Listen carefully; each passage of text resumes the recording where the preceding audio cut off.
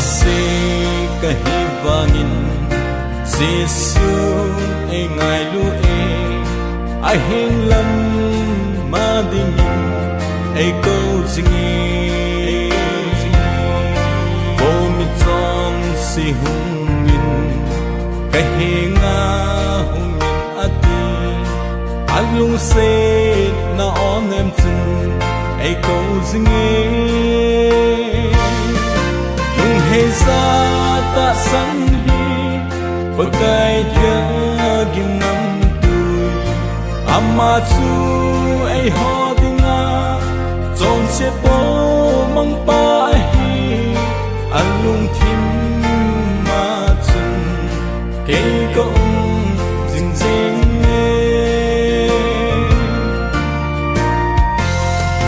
Chongse kisipuma na hiền hin zon chan ho chu ngày đêm na bul hin sen na ngày đêm chi asit na sial te vang chu ngày đêm na amu ngày bu pat thiên lung han na chu a chan ji ve lung he za ta san pakai dia ginam tui amma chu ai ho dinga Chongse po mang pa hi alung thim ma chun ke ko jing jing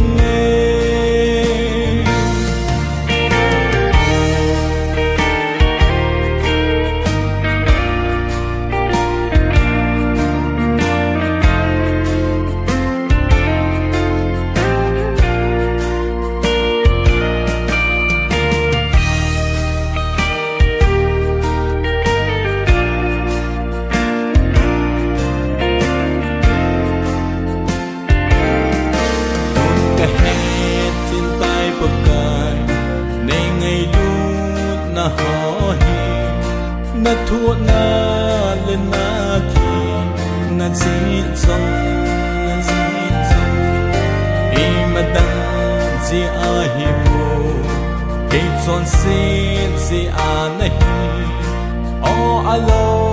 pi nge se nei ngai lu na lung he za ta san pakai dia ginam tui amma chu ai ho dinga Chongse po